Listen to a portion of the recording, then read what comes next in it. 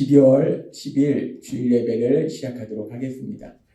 하나님께서 오늘 우리에게 주신 말씀은 베드로전서 4장 7절에서 8절까지 말씀입니다. 이 말씀 우리가 함께 읽도록 하겠습니다. 시작. 만물의 마지막이 가까이 왔으니 그러므로 너희는 정신을 차리고 근신하여 기도하라. 무엇보다도 뜨겁게 서로 사랑할지니 사랑은 허다한 죄를 덮느니라. 아멘. 오늘 이 시간 우리를 사랑하신 하나님, 우리가 한 주간의 삶을 살아갈 때 잊지 말고 또 하나님의 행하신 역사를 체험하라고 매주마다 선포하게 하시는 말씀, 빌립보서 4장 13절 말씀 힘차게 선포하는 시간 갖도록 하겠습니다. 빌립보서 4장 13절 말씀, 내게 능력 주시는 나의 주님 안에서 내가 모든 것을 할 수 있느니라. 아멘. 하나님의 이 말씀처럼 우리가 주님 안에 있을 때 모든 것을 할 수 있는 능력자로 살아가게 될 걸 믿습니다. 제가 이제까지 세상을 살면서 제가 50살 전에 이 몸무게가 60kg가 넘어본 적이 없어요.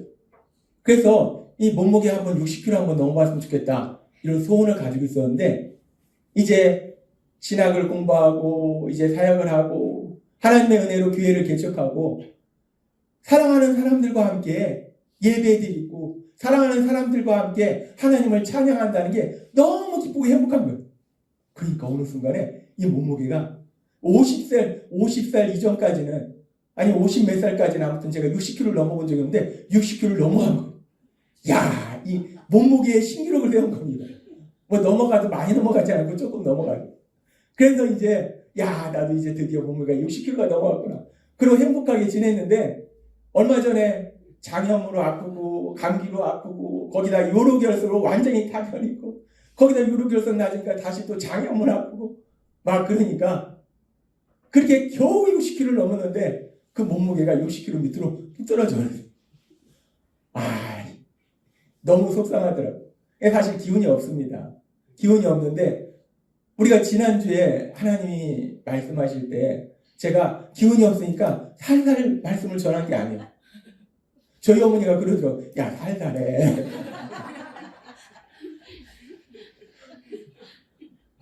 그런데 제가 기운이 있어서 그런 게 아니에요. 저 기운이 없어요. 근데 이 자리에 올라오면은 제가 하는 것이 아니라 제 안에 계신 성령님이 저를 붙잡으셔서 저도 모르게 강력하게 말씀을 선포하도록 인도하시더라는 거예요. 그렇게 강력하게 말씀을 선포하도록 인도하시고 한 주간 내내 집에서 또 쉬었습니다. 그렇습니다. 오늘도 우리가 부른 찬양처럼 우리가 사는 게 내가 가진 돈으로 사는 것도 아니고 내가 가진 내 에너지로 사는 것도 아니고 우리와 함께 하신 하나님, 그 하나님이신 그 무한하신 은혜, 그 은혜로 우리가 이 땅을 살아가고 있음을 믿습니다. 너무나 신기한 거예요. 제 자신이 너무나 분명하게 체험하는 것은 내가 할 수 없는데, 기운도 없어서 살살 얘기해야 되는데 성령님이 역사하시니까 저도 모르게 강력하게 말씀도 선포하고, 여러분의 삶 속에도 저와 함께 하신 하나님 성령님이 함께 하셔서 삶 속에 그 어떤 일을 만날지라도 이 빌립보서 4장 13절의 말씀처럼 정말 나는 할 수 없지만 하나님의 하신 능력으로 모든 걸 할 수 있는 능력자로 이 땅을 살아가게 될 걸 믿습니다. 그 하나님이 오늘도 여러분을 사랑하셔서 은혜 주시기 위해서 이 자리에 계세요. 하나님이 이만큼 우리가 상상하는 것보다 더 큰 은혜를 오늘도 예비하고 계심을 믿습니다. 하나님이 오늘 우리에게 주시는 말씀이 어떤 말씀이십니까? 우리를 죄에서 구원하시기 위해서 이 땅에 오신 예수님, 그 예수님은 죄를 지은 우리를 대신하여 십자가에 돌아가시고 부활하시고 이제 하늘로 다시 올라가세요. 그러면서 그 예수님이 다시 하늘로 올라가실 때 사도행전 1장 8절부터 이렇게 말씀합니다. 우리가 이 말씀 같이 읽도록 하겠습니다. 시작. 오직 성령이 너희에게 임하시면 너희가 권능을 받고 예루살렘과 온 유대와 사마리아와 땅끝까지 이르러 내 증인이 되리라 하십니다. 이 말씀을 마치시고 그들이 보는데 올라져 가시니 그들이 구름이 그를 가려 보이지 않게 하더라. 올라가실 때에 제자들이 자세히 하늘을 쳐다보고 있는데 흰옷 입은 두 사람이 그들 곁에 서서 이르되 갈릴리 사람들아 어찌하여 서서 하늘을 쳐다보느냐 너희 가운데서 하늘로 올려지신 이 예수는 하늘로 가심을 본 그대로 오시리라 하였느니라. 아멘. 이제 우리 예수님이 우리를 죄에서 구원하신 구원사역을 완성하신 이후에 하늘로 올라가실 때 두 천사가 나타나서 말씀합니다. 이 예수님은 다시 하늘로 올라가신 그대로 다시 하늘에서 오실 것이다. 우리 예수님은 다시 오실 것이다. 예수님은 다시 오실 것이다 라고 분명하게 말씀하더라는 것. 그리고 이 말씀은 또 성경의 마지막 말씀인 요한계시록 1장 7절에 보면 이렇게 말씀합니다. 같이 읽겠습니다. 시작. 볼지어다 그가 구름을 타고 오시리라. 각 사람의 눈이 그를 보겠고 그를 찌른 자들도 볼 것이요 땅에 있는 모든 족속이 그로 말미암아 애곡하리니 그러하리라. 아멘. 요한계시록에도 말씀합니다. 볼지어다 그가 구름을 타고 오시리라. 우리 예수님, 구원자인 예수님, 그 예수님이 오시리라 라고 다시 한번 말씀해요. 그리고 우리 예수님이 친히 말씀하실 때 요한계시록 22장 20절은 이렇게 말씀합니다. 함께 읽겠습니다. 시작. 이것들을 증언하시니가 이르시되 내가 진실로 속히 오리라 하거늘 아멘 주 예수여 오시옵소서. 아멘. 성경은 계속해서 말씀합니다. 우리를 죄에서 구원하시기 위해서 이 땅에 오셨던 예수님. 그래서 구원 사역을 이루시고 하늘로 올라가신 그 예수님이 다시 오신다라고 말씀한다. 예수님은 분명히 다시 오신다는 거예요. 우리 예수님은 이 땅에 다시 오실 것을 믿습니다. 우리 예수님이 다시 오신 거예요. 만왕의 왕이신 예수님, 하나님 예수님, 그 예수님이 다시 오시는 거예요. 그래서 그 예수님의 다시 오심, 그 예수님의 재림과 더불어서 우리가 생각해 봐야 될 중요한 말씀이 요한계시록의 말씀이에요. 요한계시록 20장 4절부터 이렇게 말씀합니다. 함께 읽겠습니다. 시작. 또 내가 보좌들을 보니 거기 앉은 자들이 있어 심판하는 권세를 받았더라. 또 내가 보니 예수를 증언함과 하나님의 말씀 때문에 목배임을 당한 자들의 영혼들과 또 짐승과 그의 의사에게 경배하지 아니하고 그들의 이마와 손에 그의 표를 받지 아니한 자들이 살아서 그리스도와 더불어 1000년 동안 왕노릇하니 그 나머지 죽은 자들은 그 1000년이 차기까지 살지 못하더라. 이는 첫째 부활이라. 이 첫째 부활에 참여하는 자들은 복이 있고 거룩하도다. 둘째 사망이 그들을 다스리는 권세가 없고 도리어 그들이 하나님과 그리스도의 제사장이 되어 1000년 동안 그리스도와 더불어 왕노릇하리라. 아멘. 이 요한계시록 20장의 말씀은 아주 중요한 말씀인데 예수님을 믿는 사람들이 예수님과 함께 1000년 동안 왕노릇하리라. 그래서 이 말씀을 통해서 우리가 1000년 왕국, 이 1000년 왕국이라는 그런 이야기를 합니다. 이 1000년 왕국. 그래서 우리가 예수님이 이 땅에 오실 때 그 예수님의 재림과 더불어서 우리가 함께 생각하는 것이 이 1000년 왕국이에요. 그리고 이 1000년 왕국과 더불어서 또 생각하는 게 뭐냐면 7년 대환란이에요. 그래서 이 1000년 왕국, 7년 대환란, 그리고 예수님의 오심, 이 말씀과 더 연결해서 이 요한계시록의 말씀들이 아주 중요하고 이 요한계시록의 말씀들과 함께 해석하는 말씀이 어떤 말씀이냐면 다니엘서의 말씀이에요. 이 다니엘서의 말씀이 이 종말론에 대해서 아주 중요한 여러 가지 말씀들을 하십니다. 그러면서 우리가 잠깐 살펴볼 말씀이 다니엘서 7장 25절은 이렇게 말씀합니다. 함께 읽겠습니다. 그가 장차 말로 지극히 높으신 자를 대적하며 또 지극히 높으신 자의 성도를 괴롭게 할 것이며 그가 또 때와 벌을 경계코자 할 것이며 성도는 그의 손에 붙임받아 한 때와 두 때와 반 때를 지내리라. 아멘. 한 때와 두 때와 반 때를 지내리라. 한 때, 두 때, 반 때. 이 말씀이 또 요한계시록에도 또 나와요. 한 때, 두 때, 반 때. 한 때, 두 때, 반 때. 이것이 의미하는 것이 무엇이냐? 이 말씀이 쉬운 말씀이 아닙니다. 난해한 말씀이에요. 또 우리가 생각해 볼 말씀 중에 중요한 말씀이 인류의 그런 종말까지의 그 모든 과정 속에 일어난 일에 대해서 이 다니엘서를 통해서 말씀하신 말씀 중에 아주 중요한 말씀이 있는데 다니엘서 9장부터의 말씀이에요. 이 말씀도 함께 읽겠습니다. 시작. 내 백성과 내 거룩한 성을 위하여 70일에로 기한을 정하였나니 허물이 마치며 죄가 끝나며 죄악이 영속되며 영원한 의가 드러나며 이상과 예언이 응하며 또 지극히 거룩한 자가 기름 부음을 받으리라. 그러므로 너는 깨달아 알지니라. 예루살렘을 중건하라는 영이 날 때부터 기름 부음을 받은 자 곧 왕이 일어나기까지 7이레와 62이레가 지날 것이요. 그때 곤란한 일들이 일어날 것이고 곤란한 동안에 성이 중건되어 거리와 해자가 이룰 것이다. 60일의 이후에 기름 부음을 받은 자가 끊어져 없어질 것이며 장차 한 왕이 백성에 와서 그 성읍과 성소를 해탈하려니와 그의 종말은 홍수에 엄물됨 같을 것이다. 또 끝까지 전쟁이 있으리니 황폐할 것이 작정되었느니라. 그가 장차 많은 사람으로 더불어 한 이레 동안의 언약을 굳게 정하겠고 그가 그 이레의 절반에 제사와 예물을 금지할 것이며 또 잠포하여 미운 물건이 날개를 의지하여 설 것이며 또 이미 정한 종말까지 진노가 황폐케 하는 자에게 쏟아지리라 하였느니라. 아멘. 이 다니엘서 9장의 말씀 중에 70일의 기한을 정했다. 70일이라는 것이 70이고 1회라는 게 7이에요. 7이 70이다 라는 의미예요. 이 7이 70이다. 그리고 여기 보면은 지금 이 70일뿐만 아니라 7일에 그리고 71회가 기한을 정했는데 그 71회 중에서 7일에 62일에 그리고 한일에 그리고 한일에도 한일의 절반 또 다른 절반 이렇게 나눠져요.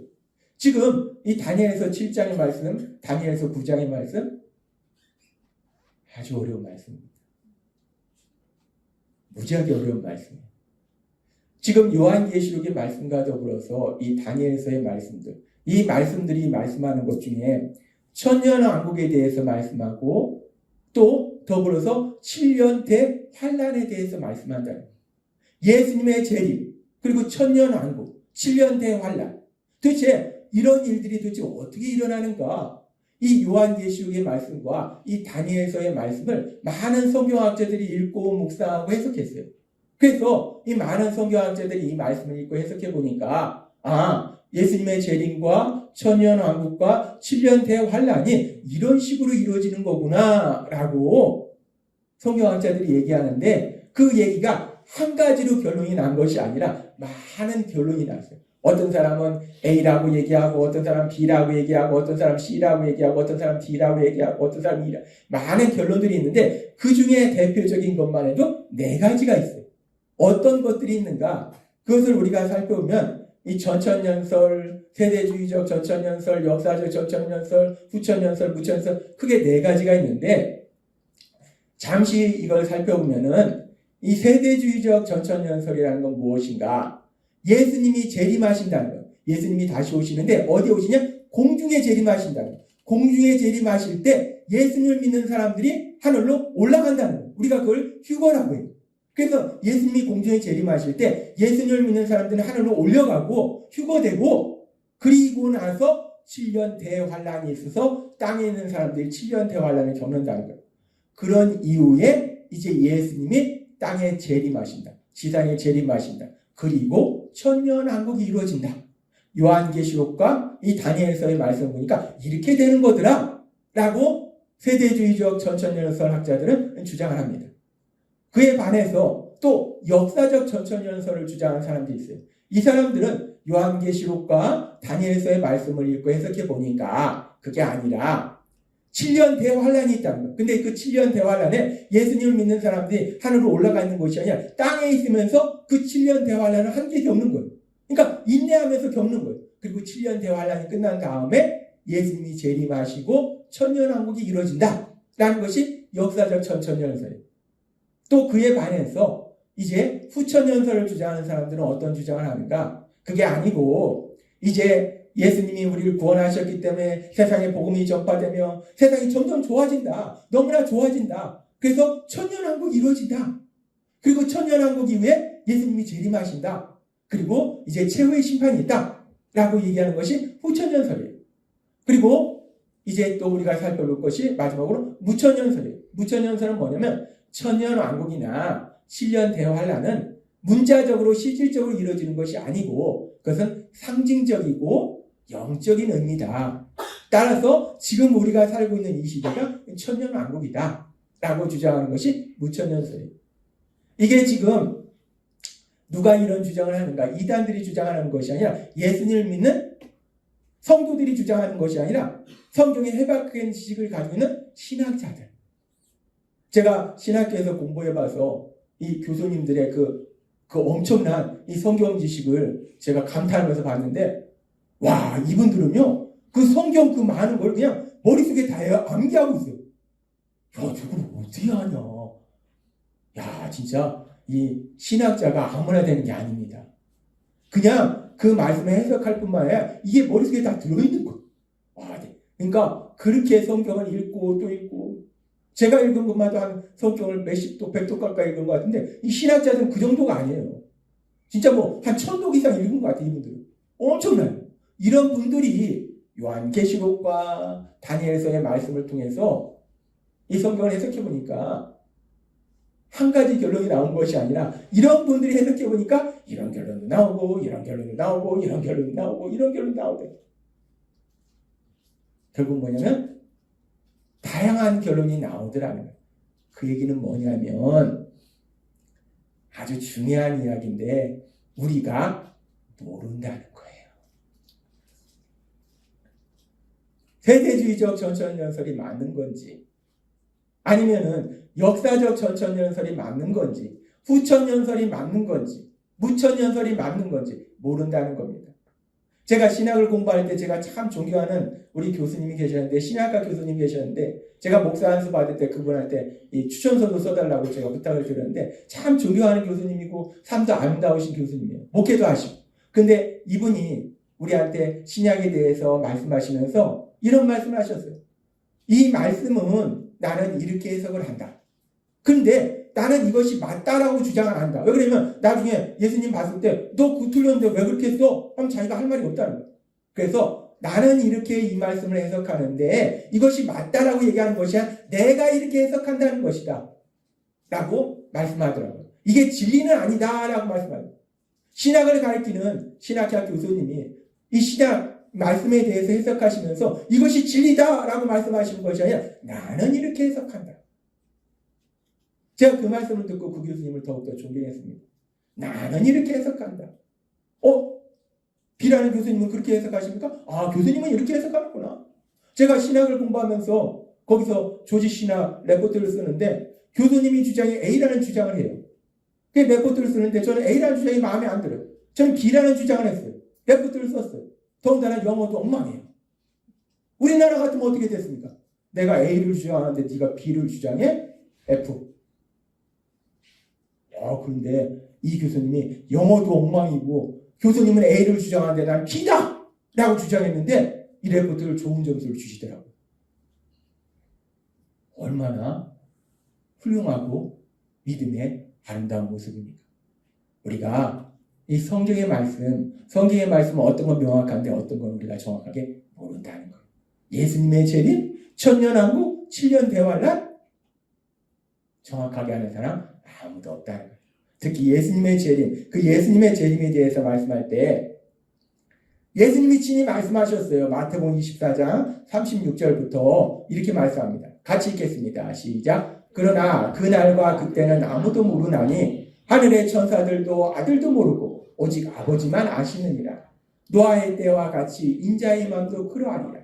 그런즉 깨어있으라. 너희는 그날과 그때를 알지 못하느니라. 아멘. 우리를 죄에서 구원하시기 위해서 이 땅에 오신 예수님이, 하나님이신 예수님이 친히 말씀하실 때 그날과 그때는 아무도 모른대요. 인자의 임함은, 우리 예수님이 이 땅에 다시 오신 그날은 아무도 모른대요.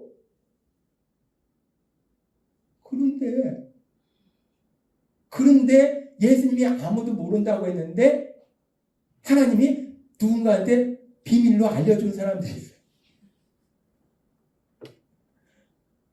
아니 예수님이 아무도 모른다고 말씀하셨는데 그 사람은 도대체 뭐 예수님보다 하나님하고 더 친합니까? 예수님이 아무도 모른다잖아요. 우리가 기독교 역사 속에서 몇 년 몇 월 며칠 예수님이 오신대 재산 다 팔아가지고 우리나라도 있었잖아요. 그런데 또 재미있고 신기한 건 그 사람을 믿고 또 따르더라는 거예요. 그건 뭡니까? 한 사람이 미칠 수는 있는데 왜 미친 사람을 따르냐고. 참 세상이 참 재밌습니다. 전에도 말씀드렸다시피 사단이 속이기 시작하면요 누구든 다 속습니다. 분명히 하나님이신 예수님 말씀합니다. 그날과 그때는 모른다. 이 요한계시록의 말씀은요 천년왕국이나 7년 대환란에 대한 말씀이 주제가 아니라 무엇이 주제냐면 새하늘과 새 땅이 이루어진다. 우리 예수님 다시 오신다. 요한계시록의 주제는 그거예요. 우리 예수님 다시 오신다. 우리를 죄에서 구원하신 그 예수님 이 땅에 반드시 다시 오신다. 이게 요한계시록의 말씀이라는 거예요. 그렇기 때문에 그 예수님이 다시 오시기 때문에 그래서 요한계시록 2장 7절과 1장 3절은 이렇게 말씀합니다. 같이 읽겠습니다. 시작. 귀 있는 자는 성령이 교회들에게 하시는 말씀을 들을지어다. 이기는 그에게는 내가 하나님의 낙원에 있는 생명나무의 열매를 주어 먹게 하리라. 이 예언의 말씀을 읽는 자와 듣는 자와 그 가운데 기록한 것을 지키는 자는 복이 있나니 때가 가까우니라. 아멘. 요한계시록은 우리 예수님이 반드시 오신다는 거예요. 그렇기 때문에 이제 우리가 어떤 삶을 사는가? 귀 있는 자는 성령의 교회들에게 하시는 말씀을 들을지어다. 하나님의 말씀을 들으라는 거예요. 듣고 무엇을 하는가? 읽는 자와 듣는 자와 그 가운데 기록된 것을 지킨 자는 복이 있다. 듣고 말씀을 지켜라. 이것이 요한계시록의 주제입니다. 요한계시록의 주제는 천년왕국이나 7년 대환란이나 뭐 용에 대한 이야기나 일곱 인해 그리고 일곱 나팔, 일곱 대접 이 각각이 이건 말이야 몇 년 몇 월 며칠 이런 것이고 이건 말이야 몇 년 며칠 이런 것이고 소설입니다. 소설이에요. 근데 또 그 소설을 믿어요. 또 자, 사단이 속이기 시작하면요 속아 넘어간다는 거예요. 하나님은 분명히 말씀합니다. 말씀을 듣고 지켜라. 이 말씀은 하나님이 선택하신 백성 이스라엘 백성을 선택하시고 그들을 출애굽시키셨을 때도 똑같이 말씀하셨어요. 신명기 6장 3절과 4절 말씀 함께 읽겠습니다. 시작. 이스라엘아 듣고 삼가 그것을 행하라. 그리하면 너가 복을 얻고 내 열주의 하나님 여호와께서 네게 허락하신 같이 젖과 꿀이 흐르는 땅에서 너의 수요가 심히 번성하리라. 이스라엘아 들으라. 우리 하나님 여호와는 오직 하나인 여호와이시니. 아멘. 요한계시록의 말씀이나 신명기의 말씀이나 같은 말씀을 하시는 거예요. 성경은 항상 같은 말씀을 하십니다. 하나님 말씀 들어라. 그 말씀 실천하라. 이것이 성경의 말씀이라는 거예요. 이 성경의 말씀은 크게 여러 가지로 생각해 볼 수 있는데 첫 번째는 우리가 죄로 인해서 멸망으로 갈 수밖에 없기 때문에 하나님께서 우리 예수님을 구원자로 보내주실 것이다 라고 말씀하셨어요. 구약의 모든 말씀들이 예수님의 오심에 대한 말씀이에요. 그리고 이제 신약은 그 예수님이 우리 위하여 십자가에 돌아가셔서 우리를 죄에서 구원하셨다. 그리고 그 예수님이 부활하시고 하늘로 올라가셨다 라고 말씀해요. 그리고 이제 요한계시록의 말씀은 뭐냐면 그 예수님이 다시 오신다 라는 말씀이에요. 그렇게 성경의 말씀은 예수님의 오심과 예수님의 우리를 죄에서 구원하심과 예수님의 다시 오심에 대한 말씀이에요. 그래서 그렇게 예수님이 다시 오시기 때문에 우리가 어떤 삶을 살아야 되는가? 지금 말씀처럼 그 과정 속에 우리는 말씀을 듣고 그리고 우리는 말씀을 실천하는 삶을 살아야 된다. 이것이 성경의 주제라는 거예요. 그런데 분명히 성경의 주제가 그거임에도 불구하고 우리가 세상을 살다 보면 봅니다. 듣습니다. 그리고 많이 있어요. 그리고 또 재밌는 건 우리나라에 이 성경을 다양하게 해석하는 사람뿐만 아니라 또 예수님도 상당히 많이 나온 걸로 알고 있어요. 예수님이 한 분이 아니더라고요. 우리나라에 예수님도 계시죠. 보혜사 성령님도 계시죠. 참 대단한 나라입니다. 엄청난 나라예요. 예수님 성령님도 계시고 또 어떤 사람들은 뭐 예수님, 성령님까지는 안 되더라도 자기가 똑똑하다고 생각하기 때문에 나는 이 정도 단위에서 아이고 이건 쉽지. 내가 미적분 기하학도 다 한다는 게 이 정도야 우습지. 아 이거네. 아 일곱이래? 아 이거네. 이걸 몰라 바보더라. 요한계시록 말씀? 이거잖아. 바보들처럼 이것도 몰라. 참. 또 때로는 하나님은 또 직통계시를 듣는 거예요. 예수님도 모른다고 했는데 하나님이 살짝 얘기해 주시고 내가 너한테만 얘기해 줄게. 그 사람한테 살짝 얘기해 주신 거예요. 직통계시를 들어서 하나님이 나한테 말씀하시는데 하나님이 꿈속에서 말씀하시는데 내가 잠잘 때 말씀하시는데 환상으로 말씀하시는데 요한계시록 말씀 이 말씀이야. 나한테만 말씀하셨어. 아무한테도 얘기 안 했어. 나한테만 말씀하셨어. 그러니까 너희들 나를 믿어야 돼. 있잖아요. 우리나라 많잖아요. 그런 사람들. 하나님은 또 그런 사람들이 이 땅에 많이 나타날 걸 아시기 때문에 베드로 사도를 통해서 예수님의 수제자였던 베드로 사도를 통해서 명확하게 미리 말씀하세요. 베드로서 3장 16절 말씀.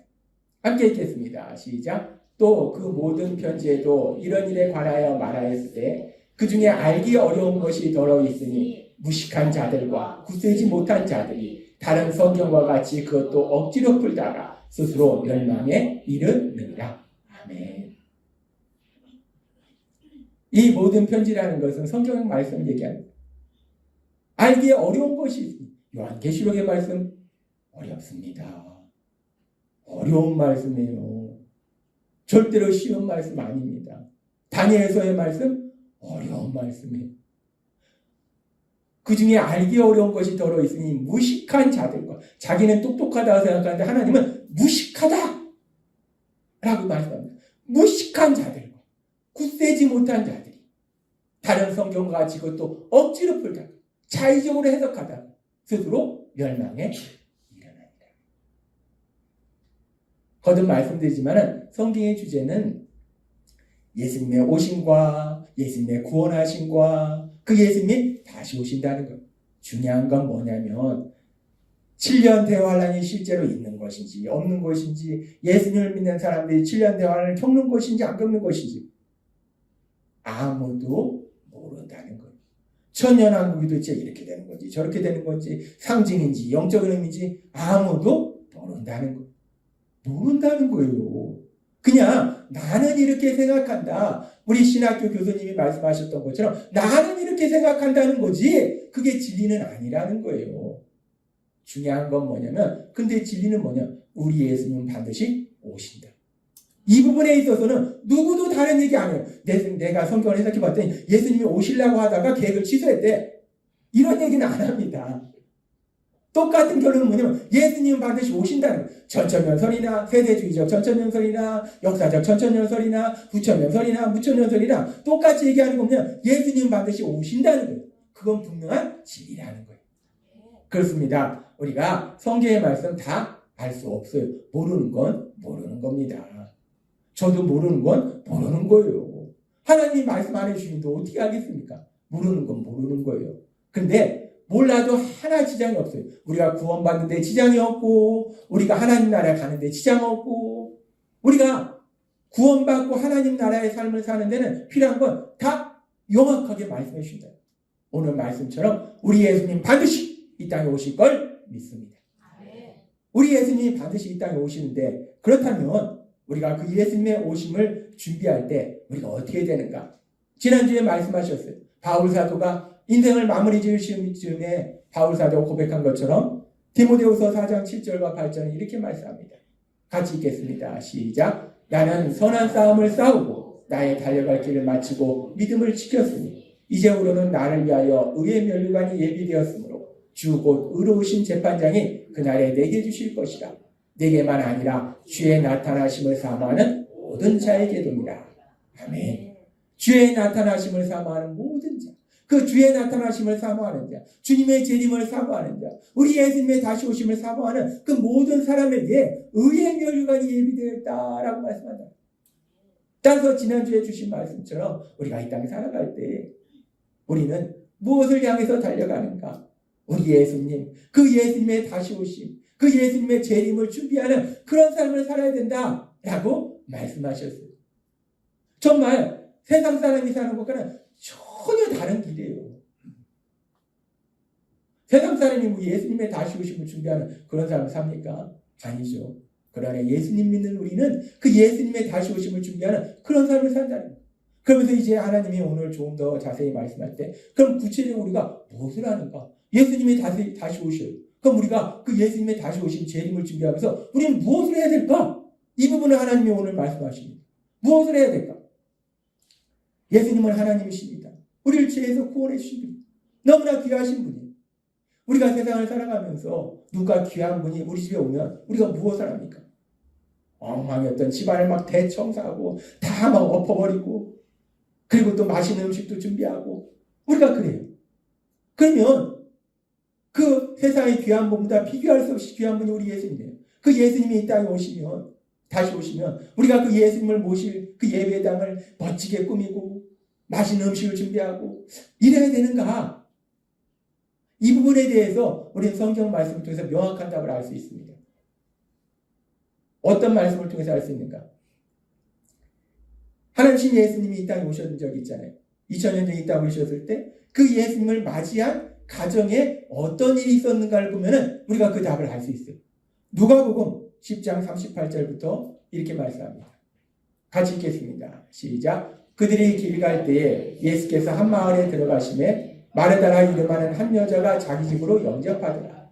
그에게 마리아라 하는 동생이 있어 주의 발치에 앉아 그의 말씀을 듣더니 마르다는 준비하는 일이 많아 마음이 분주한지라. 예수께 나아가 이르되 주여, 내 동생이 나 혼자 일하게 두는 것을 생각하지 아니하시나이까? 그를 명하사 나를 도와주라 하소서. 주께서 대답하여 이르시되 마르다야 마르다야, 내가 많은 일로 염려하고 근심하나 몇 가지만 하든지 혹은 한 가지만이라도 족하니라. 마리아는 이 좋은 편을 택하였으니 빼앗기지 아니하리라 하시니라. 아멘. 하나님 예수님이 마르다와 마리아의 집에 오셨어요. 하나님 예수님이 오십니다. 그랬을 때 이 마르다는 그 예수님을 위해서 열심히 막 이런 음식도 준비하고 저런 음식도 준비하고 막 열심히 준비해요. 맛있는 걸 준비해요. 근데 이 동생 마리아는 얄밉게도 예수님 발 앞에 앉아서 예수님 말씀만 듣고 있는 거예요. 그러니까 마르다가 화가 나서, 아 예수님, 제가 예수님 위해서 이렇게 많은 음식을 준비하는데 이 못된 것이 놀고 있어요. 농땡이 치고 있어요. 얘 일 좀 하라고 해주세요. 당연히 마르다는 이 마리아 넌 죽었다 이제 예수님한테 혼났다 생각했는데 예수님이 다른 말씀하십니다. 마리아야 마리아야 말씀하시면서 이미 네 동생은 좋은 편을 택했다. 예수님을 위해서 많은 음식을 준비하는 마르다를 칭찬하시는 것이 아니라 예수님 발밑에서 예수님의 말씀을 듣던 마리아를 칭찬하시더래요. 우리 신앙생활 속에 이 말씀 아주 중요합니다. 간혹 가다가 교회에서 이런저런 헌신한다고 하면서 이 말씀 듣는 거 소홀히 하는 경우가 있어요. 하나님은 저에게 분명히 말씀합니다. 말씀 듣는 거, 은혜 나누는 거, 모든 것 위에 우선이다. 그것이 제일 중요하다. 내가 말씀 듣고 은혜 받아야지 헌신을 하는 거지. 내가 충분한 말씀과 은혜를 받지 못한 상태에서 헌신하면 어떤 일이 벌어지냐면요, 나중에 삐집니다. 하나님한테 삐져요. 하나님, 제가 이렇게 막 죽으라고 했는데 하나님 저한테 해주신 것도 없고 저 사람 맨날 나한테 뭐라 하고 저 사람 나한테 맨날 하나님 저 이제 안 할래요. 그만둘래요. 삐집니다. 삐지는 사람 교회에 많습니다. 지금 예수님 말씀하세요. 말씀 듣고 은혜 받는 것이 우선이다 라고 말해요. 하나님 예수님이 오셨는데 그 예수님이 날 위해서 어디 한번 멋지게 한번 차려봐 라고 말씀하시는 것이 아니더라는 거예요. 예수님이 무엇을 원하시는가? 예수님의 말씀, 그 말씀 듣는 것을 기뻐하시더라는 거예요. 그렇다면 마찬가지로 이제 예수님이 다시 오십니다. 하나님 예수님이 다시 오세요. 그러면 우리가 무엇을 준비해야 될까? 참으로 황당한 일들이 과거부터 지금까지 일어나고 있는데 그 예수님께 예배드리는 예배들, 그 예수님을 모시는 예배들, 하나님 예수님이 오시는데 아유, 이런 곳에 오시면 안 되지. 야, 금으로 도배를 해. 하나님이신 예수님이 오시는데 멋지게 줘. 아름답게 줘. 유럽에 있는 성당들 보세요. 관광 명소잖아요. 유럽 여행 가면 구경 가잖아요. 그 세인트 그리스 얼마나 멋집니까? 전 직접 가보지 않아요. 저는 TV에서 보면 야, 진짜 멋져요. 관광 명소잖아요. 예수님을 예배하는 장소가 관광 명소가 되게 하라라고 말씀하신 적이 있습니다. 우리나라도 마찬가지. 많지는 않지만 간혹가다 일부 교회가 아주 호화찬란하게 예배당을 꾸며요. 왜? 하나님께 예배드리는 장소인데 이 정도는 돼야지. 이것이 과연 하나님이 기뻐하시는 일인가? 이것이 과연 우리가 예수님의 재림을 준비하는 것인가? 제가 엄청 똑똑하지도 않고 제가 신학자들처럼 성경 말씀을 많이 알지는 않아도 하나님을 사랑하는 마음이 있고 하나님이 말씀하신 걸 듣다 보면은 아무리 성경을 봐도 그건 아닌 것 같아요. 하나님이신 예수님이 이 땅에 오셨을 때 어디에서 태어나셨습니까? 하나님이신 예수님이 이 땅에 오실 때 호화로운 궁전에서 태어나신 게 아니라는 건 우리는 누구나 알고 있어요. 초라한 마국간에 오셨어요. 우리 예수님이 초라한 마국간에서 탄생하셨다는 거예요. 우리 예수님이 기뻐하신 건 호화찬란하게 예배당을 꾸미는 것이 아니라는 거예요. 그럼 우리 예수님이 기뻐하시는 것이 무엇인가? 우리 예수님이 기뻐하시는 것, 오늘 주신 말씀처럼 베드로전서 4장 7절부터 이렇게 말씀합니다. 함께 읽겠습니다. 시작. 만물의 마지막이 가까이 왔으니 그러므로 너희는 정신을 차리고 근신하여 기도하라. 이 근신인데 근자가 빠졌습니다. 제가 실수했어요. 무엇보다도 뜨겁게 서로 사랑할지니 사랑은 허다한 죄를 덮느니라. 서로 대접하기를 원망 없이 하고 각각 은사를 받은 대로 하나님의 여러 가지 은혜를 맡은 선한 청지기같이 서로 봉사하라. 아멘. 예수님의 다시 오심. 여기서 보면 만물의 마지막이 가까이 왔다라는 이 만물의 마지막이 뭐냐면 예수님의 다시 오심이 가까이 왔다는 거예요. 예수님의 재림이 가까이 왔으니 그 예수님의 재림이 가까이 왔으니 우리가 무엇을 해야 되는가? 두 가지를 말씀합니다. 정신을 차리고 근신하여 기도하라. 정신 차리고, 정신 똑바로 차리고. 아내가 저한테 가끔 그럽니다. 정신 똑바로 차려. 합니다. 정신 똑바로 차리고 근신하여 기도하라는 거예요. 왜 정신 똑바로 차려야 되는가? 마태복음 24장 24절 이렇게 말씀합니다.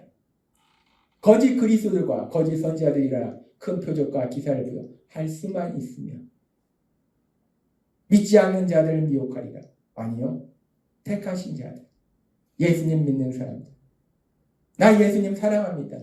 예수님 나의 구주이십니다. 고백하는 사람들. 미혹하리라. 악한 사단은요. 예수님 믿는 우리도 끊임없이 공격하고 미혹합니다. 그래서 우리가 정신을 똑바로 차려야 되는 거예요. 정신 똑바로 차리고 근신하여 기도하라. 하나님 아버지께 기도하라는 거예요. 하나님 아버지께 사랑의 대화를 나누라는 거예요.